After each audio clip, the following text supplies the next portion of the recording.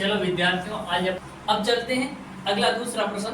और दूसरा जो अपना प्रश्न है, ये प्रश्न आपको दिख रहा है। अब इसमें जो ये प्रश्न है उसको ध्यान से पढ़ लीजिए। अब देखो, अपन दूसरा प्रश्न है, उसका पहला कथन है कि अरावली पर्वतमाला भारत के महान भारतीय जल विभाजक का कार्य करती है।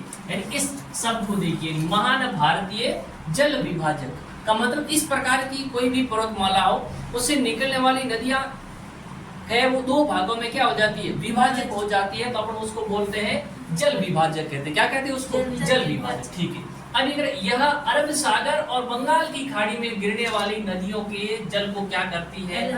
कौन? अरावली पर्वतमाला। यानी अरावली पर्वतमाला को महान भारतीय जल विभाजक कहा जाता है। जब अपन अरावली पर्वतमाला की बात करते हैं तो अपन जानते हैं ये अपनी जो अरावली पर्वतमाला है, ये आपकी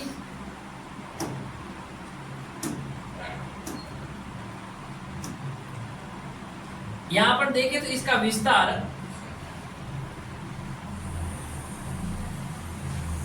इस प्रकार से,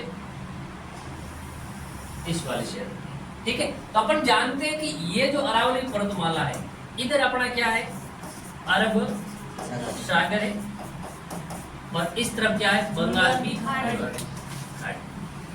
ठीक है।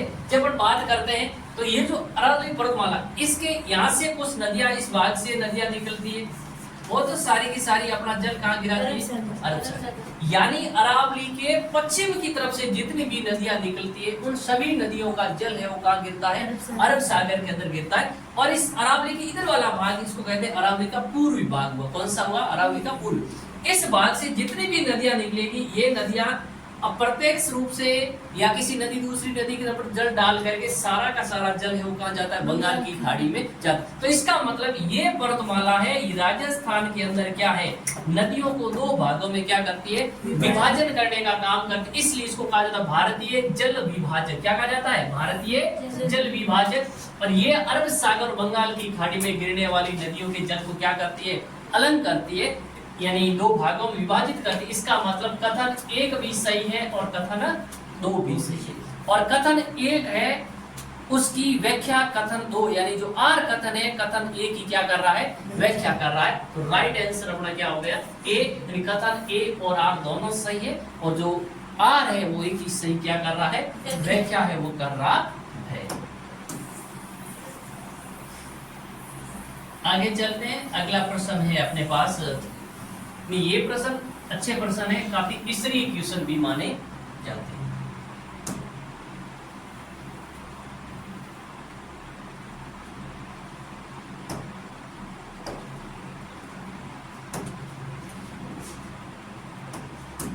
अगला अपने पास प्रश्न है कि दक्षिणी अरावली की तुलना में उत्तरी अरावली की ऊंचाई क्या है? कम। यानी कथन यह है कि दक्षिणी अरावली, जैसे अपन अरावली की बात करते हैं तो अरावली का जब उन्होंने अध्ययन किया था, उसको तीन भागों में विभाजित करके उसका क्या किया था? अध्ययन। यानी एक भाग तो अपने कहा था उत्तरी अरावली। क्या नाम दिया उसका? उत्तरी अरावली। और एक अपने नाम दिया था मध्य अरावली। और एक अरावली का अपन लोगों ने जो भाग का नाम दिया था, उसका नाम था दक्षिणी अरावली। क्या नाम था अपने पास? दक्षिणी अरावली। अब ये क्या कह रहा है कि दक्षिणी अरावली की तुलना में उत्तरी अरावली की ऊंचाई क्या है? कम है। यानी ये जब हमने देखा था, उसमें हमने देखा था कि अरावली का कौन सा भाग है वो जो जिसकी ऊंचाई क्या सबसे ज्यादा है, और किस भाग की ऊंचाई वो क्या सबसे कम। तो अपन ये वाला जो पार्ट था, इसका नाम आपने क्या दिया? दक्षिणी अरावली। इधर वाला ये जो पार्ट, इसका नाम क्या दिया? मध्य। और ये जो पार्ट था, इसका नाम क्या दिया था?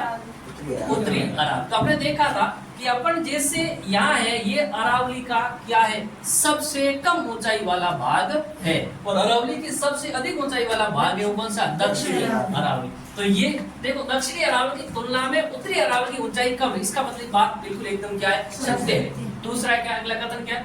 उत्तरी अरावली का विस्तार शेखावटी और जयपुर क्षेत्र में विच्छेदित पहाड़ियों के रूप में है। यानी उत्तरी अरावली का विस्तार है वो किस रूप में? शेखावटी की और दूसरी जयपुर क्षेत्र की जो दूर दूर या टूटी फूटी जो कटी फटी विच्छेदित जो पहाड़ियां हैं पाई जाती है उनके रूप में। तो ये बात भी एकदम बिल्कुल क्या है, सही है।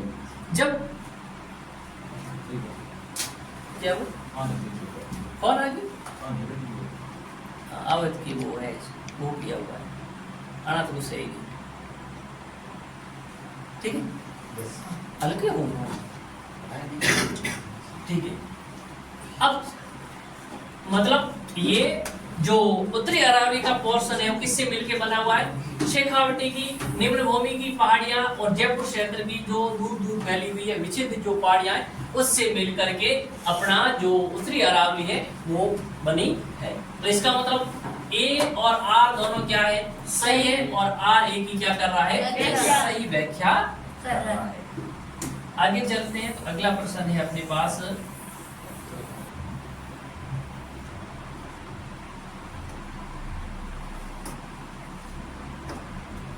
कि अरावली क्षेत्र में धात्विक खनिजों की क्या है, प्रचुरता है। अपने देखा था अरावली क्षेत्र है, वहां पे विभिन्न प्रकार के बहुत सारे खनिज वो पाए जाते हैं। इसलिए तो अरावली पर्वतीय प्रदेश को अपन क्या कहते हैं, खनिजों का अजायब घर कहते हैं। क्यों? क्योंकि वहाँ विभिन्न प्रकार के खनिज है वो पाए जाते हैं, इस वजह से खनिज को क्या कहते हैं, अजायब। अब ये अरावली पर्वतमाला धारण क्रम की चट्टानों से क्या है, निर्मित है। तो ये बात भी क्या है, बिल्कुल सत्य है। तो ए और आर दोनों क्या है, सही है, और जो आर है वो एक की क्या कर रहा है, व्याख्या है वो कर रहा है।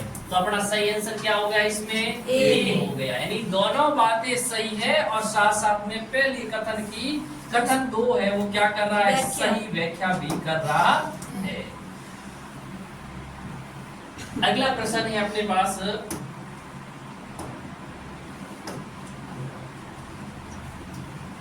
अरावली पर्वतमाला का विस्तार खेड़ बर्मा, यानी जगह कहां पर है, गुजरात में। खेड़ बर्मा गुजरात से रायसीना की पहाड़ी का है, नहीं दिल्ली।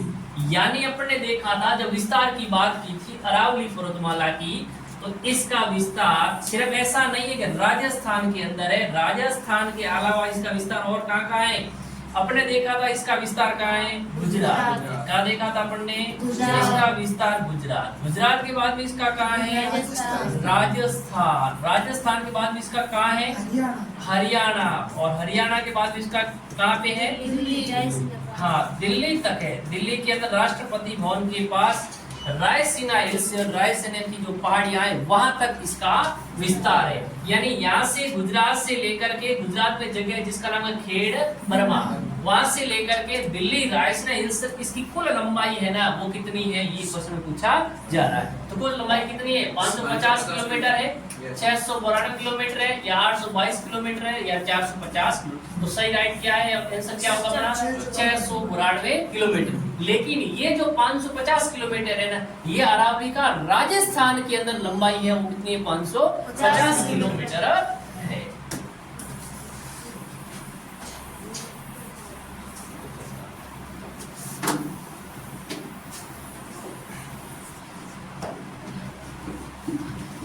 अगला क्वेश्चन है अपने पास कि राजस्थान के कुल भूभाग का लगभग कितना प्रतिशत अरावली पर्वतीय प्रदेश के अंतर्गत आता है। राजस्थान को मोटे रूप से अपने कितने भौतिक प्रदेशों में बांटा था, 4 भौतिक प्रदेशों के अंदर बांटा। एक था अपने उत्तर पश्चिमी मरुस्थलीय प्रदेश, एक अपने पास था अरावली पर्वतीय प्रदेश, एक था पूर्वी मैदानी प्रदेश, एक था दक्षिणी पूर्वी पठारी प्रदेश। तब ये पूछ रहा है कि राजस्थान का भूभाग का अगर मैं 100% एरिया मान लूं तो अरावली के अंतर्गत कितना आता है, तो 9.1%। अपन ने कैसे याद किया, अपन ने देखा कि थार के मरुस्थल का अपन मान ले कितना, 61%। कितना मान लिया अपन ने, 61। अब अपन ने देखा था कि इसमें कितना और जोड़ा जाए तब क्या हो जाए, ये इसके इकाई वाला 0 होना चाहिए। इसका मतलब इसमें कितना जोड़ोगा है, 9। तो इसका मतलब अरावली पर्वतीय प्रदेश का क्षेत्रफल लगभग कितना है, 9। फिर मैंने कहा था कि अरावली मतलब पहला उत्तर पश्चिमी मरुस्थलीय प्रदेश यानी थार का मरुस्थलीय प्रदेश था, दूसरा कौन सा, अरावली पर्वतीय प्रदेश था। तो दूसरा पूरा हुआ और तीसरा क्या हो रहा है, शुरू हो रहा है। तो ये दूसरा पूरा और तीसरा शुरू, यानी 23% किसका है? पूर्वी मैदानी प्रदेश। फिर इसके अंदर कितना जोड़ेंगे तब ये 0 हो जाएगा? 7। इसका मतलब अपन ने देखा था कि दक्षिणी पूर्वी पठारी प्रदेश का क्षेत्रफल कितना है? 7%। तो अपना राइट आंसर क्या हो गया इसमें? 9%।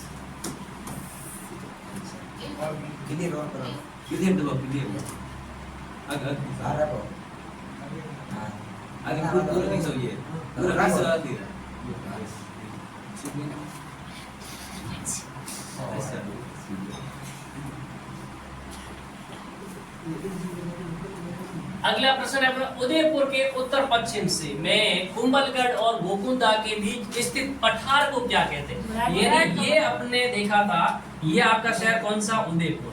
और ये कौन सा जिला है? राजसमंद। इनके मध्य यहाँ जो पठारी क्षेत्र है, जो उदयपुर के अंदर तो कहां से? गोकुंदा से, और राजसमंद के अंदर कहां पर? कुंभलगढ़। इनके मध्य जो पठारी क्षेत्र है जिसको अपन क्या कहते थे? बोराट का पठार कहते थे। क्या कहते थे? बोराट का पठार। ये जो बोराट का पठार है, ये ऊंचाई की दृष्टि से राजस्थान का 3 नंबर वाला अधिक ऊंचाई पर स्थित पठार माना जाता है। तो राइट आंसर क्या? उड़िया का पठार है? नहीं, उड़िया का पठार कहाँ है? सिरोही में। जहाँ पर क्या है? गुरु शिखर छोटी है, वो क्या है? कहाँ पर, किस पठार के ऊपर स्थित है? उड़िया। और यही राजस्थान का सबसे अधिक ऊंचाई वाला पठार माना जाता है। उसके बाद में कौन सा है? बोराट का पठार। और ये किसका पठार है? बोराट का पठार। तो राइट आंसर क्या होगा? बोराट का पठार, जो राजस्थान का ऊंचाई की दृष्टि से 3 नंबर पर अवस्थित पठार माना जाता है। फिर मेसा का पठार, यहाँ का चित्तौड़गढ़ का जो किला है वो किस पठार पर स्थित है?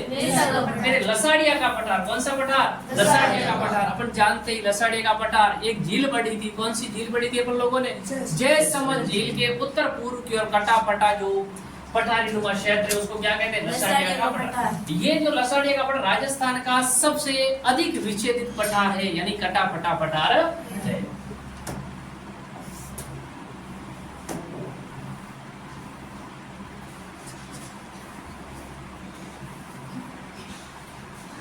अगला क्वेश्चन है अपने पास कि अरावली की निम्नलिखित पिक को उनकी ऊंचाई के अनुसार क्या करना है? किस क्रम में लिखना है? आरोही क्रम, अवरोही नहीं है। कौन सा क्रम है? आरोही क्रम। आरोही क्रम का मतलब क्या हुआ? अवरोही होता है तो क्या होता है? बड़े से छोटे। लेकिन अब यहाँ क्या होगा? छोटे से बड़े की ओर। अब थोड़ा सा अगर अपन इसकी इन पिक की अगर ऊंचाई अपने को मालूम नहीं है और थोड़ा सा अपन दिमाग अगर इस्तेमाल करें तो भी सही उत्तर तक पहुंचा जा सकता है।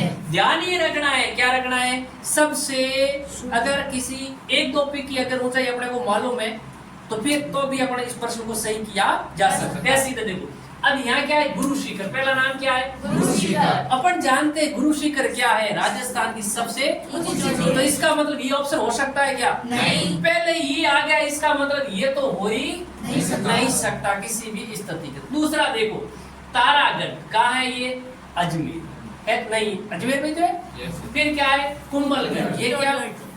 चित्तौड़गढ़ का राजसमंद में। फिर क्या है? अचलगढ़। ये कहाँ पे? सिरोही में। और उसके बाद में क्या है? जरगा। ये कहाँ है? उदयपुर। अपने पढ़ा था, उदयपुर में पढ़ा था पठार, बोराट का पठार। उसकी सबसे ऊंची चोटी जिसका नाम क्या है? जरगा, जिसकी ऊंचाई कितनी है? 1731 किलोमीटर। अब ये तारागढ़ अजमेर में है नहीं है, अपने को पता है इसकी इतनी ऊंचाई है ही नहीं। अब इसकी ज्यादा, सबसे ज्यादा किसकी है? जरगा की। हो सकता है ये उत्तर अपना सही हो जाए, हो सकता है। अगले ऑप्शन देखो कि जरगा आ गया। क्या आ गया? जरगा। इस फिर क्या आ गया? अचलगढ़। फिर क्या आया? कुंभलगढ़। फिर क्या आ गया? तारागढ़। अब यहाँ सीधी सी बात है, इसकी अचलगढ़ से क्या है ऊंचाई? देखो अपने पढ़ा, गुरु से दिल से जरा क्या रखो?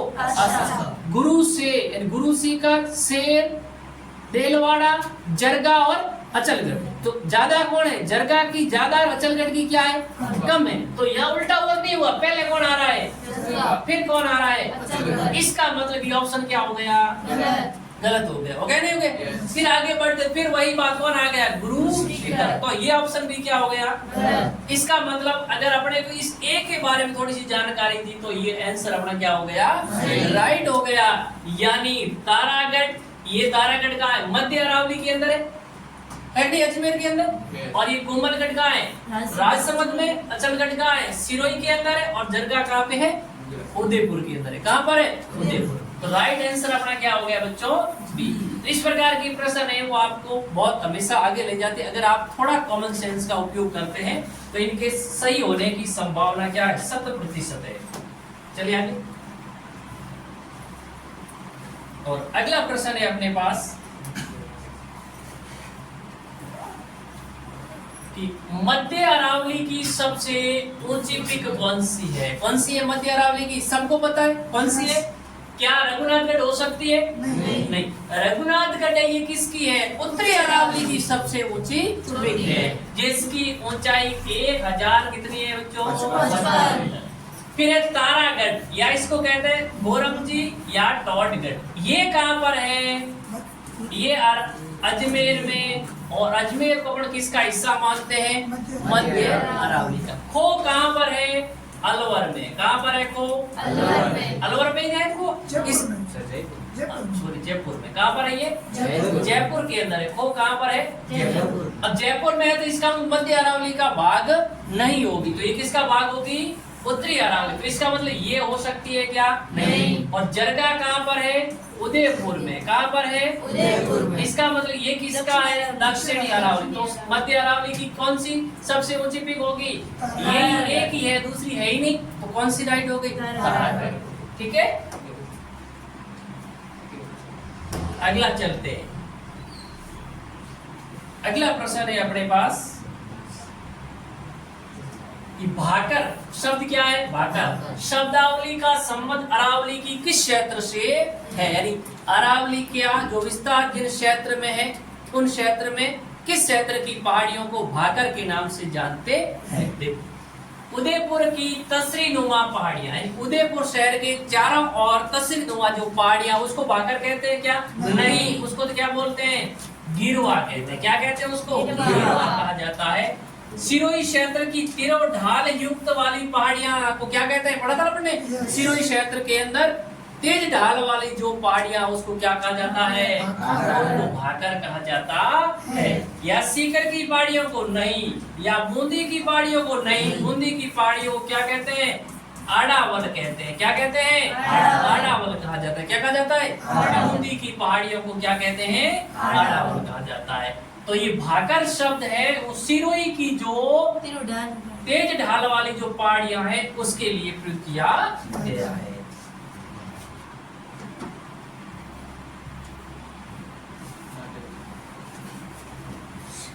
और अगला प्रश्न है अपने पास कि colonel James Tod, colonel James Tod इस व्यक्ति ने किस पीक के लिए क्या कहा है? संतों का शिखर। क्या कहा है? संतों का शिखर। किसके लिए कहा है? गुरु शिखर। गुरु शिखर को क्या कहा गया? संतों का शिखर। तो राइट आंसर क्या हो गया अपना? गुरु शिखर। जिसकी ऊंचाई कितनी है बच्चों? 1727 मीटर या 1722 मीटर। अब 1727 की और 22 की, ये आपको पता है। ठीक है। अब चलते हैं आगे। अगला क्वेश्चन है अपने पास कि अरावली पर्वतमाला की औसत ऊंचाई कितनी है? यानी अरावली पर्वतमाला की औसत वर्तमान समय में इसकी औसत ऊंचाई कितनी है? क्या 1722 मीटर है? नहीं। तो 930 मीटर है? यस। कितनी हो गई? 930 मीटर। या 1055 मीटर या 6? नहीं, कितनी है? 930 मीटर। लेकिन जब अरावली बनी थी ना, उस समय उसकी ऊंचाई 2700 मीटर थी। कितनी थी? 2700 मीटर थी। लेकिन वर्तमान में सिर्फ अरावली ये क्या है? अवशिष्ट पर्वतमाला है। क्या है? अवशिष्ट पर्वतमाला, और जिसकी औसत ऊंचाई कितनी है? 930 मीटर है। अगला प्रश्न है अपने पास कि देवल या मेवल, यानी देवलिया या देवल या मेवल, देवल या मेवल किस क्षेत्र की पहाड़ियों को स्थानीय भाषा में देवल या मेवलिया कहा जाता है? क्या अलवर और भरतपुर की पहाड़ियां? नहीं। डूंगरपुर बांसवाड़ा की पहाड़ियां, कोटा और बूंदी की पहाड़ियां, अजमेर और जयपुर की पहाड़ियां। डूंगरपुर और बांसवाड़ा की पहाड़ियां को स्थानीय भाषा में क्या कहा जाता है? देवल या देवलिया। तो राइट आंसर क्या हो गया अपने पास बच्चों? डूंगरपुर और बांसवाड़ा की जो पहाड़ियां हैं उनको स्थानीय भाषा में देवल या क्या कहा जाता है? मेवल है वो कहा जाता है। अगला क्वेश्चन, जयसमंद झील कौन सी झील? और आप जानते हैं जयसमंद झील कहाँ है? उदयपुर में। कहाँ पर है? उदयपुर में। ठीक है। जयसमंद झील के पूर्व में किस तरफ? पूर्व में कटा फटा और क्या विच्छेदी पठार है। उसको किस नाम से जानते हैं? बोराट का पठार कहते हैं क्या? नहीं, उसको क्या कहते हैं? लसाड़िया का पठार कहा जाता है। ना उड़िया का पठार कहते हैं और ना ऊपरवाल का पठार। राइट आंसर क्या हो गया? लसाड़िया का पठार। और ये कहाँ पर है? उदयपुर में। और उदयपुर में कौन सी झील? जयसमंद झील के उत्तर पूर्व में कटा फटा विषेद क्षेत्र है, उसको अपन क्या कहते हैं? हाँ। अगला क्वेश्चन, अरावली पर्वतमाला के किस भाग में सर्वाधिक अंतराल है यानी गैप है? दक्षिणी अरावली में, मध्य अरावली में, उत्तरी अरावली में या आबू पर्वत खंड? तो राइट आंसर क्या हो गया? मध्य अरावली। कौन सी अरावली? मध्य अरावली।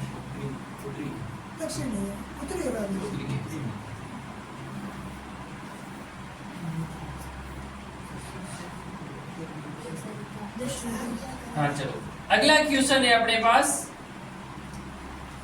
देशरो किससे संबंध पूछ रहा है? ये देशरो क्या है? अब देखो, कुंभलगढ़ और जरगा के बीच का सदैव हरा भरा रहने वाला क्षेत्र, यानी कुंभलगढ़ और जरगा के बीच सदैव हरा भरा रहने वाला क्षेत्र, या अचलगढ़ का पठारी भाग, या मारवाड़ का मरुस्थलीय भाग, या अरावली का सबसे ऊंचा भाग? राइट आंसर क्या है?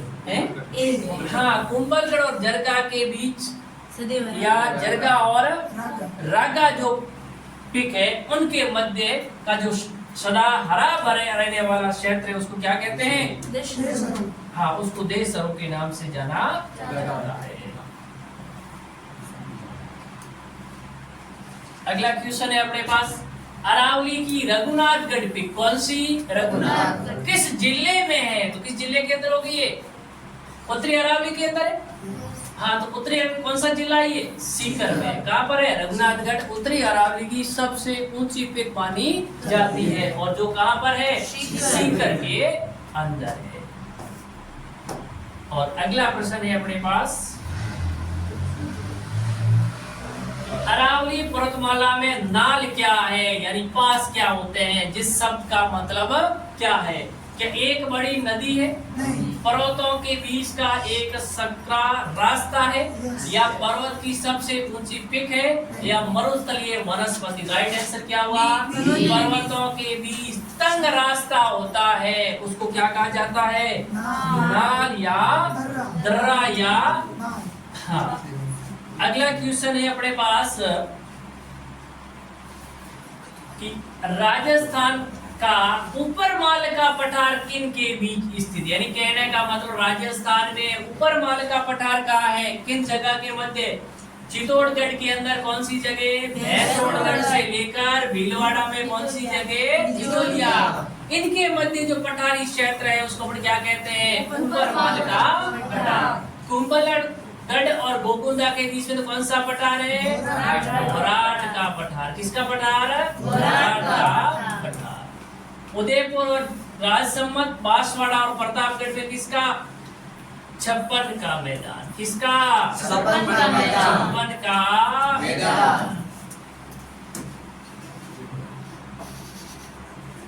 अगला है अपने पास,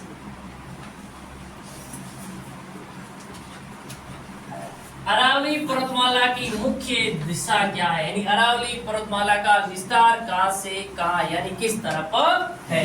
तो इस तरफ ही, तो इस प्रकार से अरावली पर्वतमाला का विस्तार है। तो कौन सी दिशा हुई? ना तो उत्तर और, भाई अपन बात करें इस तरफ क्या है उत्तर, इस तरफ क्या है दक्षिण, इस तरफ क्या है पश्चिम, इस तरफ क्या है पूर्व। तो ना तो एकदम पश्चिम में नहीं दक्षिण में, तो किसकी दिशा कौन सी, दक्षिण पश्चिम से उत्तर पूर्व, दक्षिण पश्चिम से उत्तर पूर्व। तो देखो उत्तर पश्चिम से दक्षिण पूर्व या दक्षिण पश्चिम से उत्तर पूर्व, तो राइट आंसर क्या होगा, दक्षिण पश्चिम से उत्तर पूर्व की ओर, या उत्तर से दक्षिण नहीं, पूर्व से पश्चिम नहीं, या उत्तर पश्चिम से दक्षिण पूर्व ये भी नहीं। तो राइट आंसर क्या हो गया, दक्षिण पश्चिम से उत्तर पूर्व की ओर। तो इस प्रकार से अपन ने आज 20 महत्वपूर्ण प्रश्नों के बारे में चर्चा की और आशा और उम्मीद है कि ये क्वेश्चन आपकी समझ में आए होंगे और ये प्रश्न परीक्षा में भी आने वाले हैं। ओके।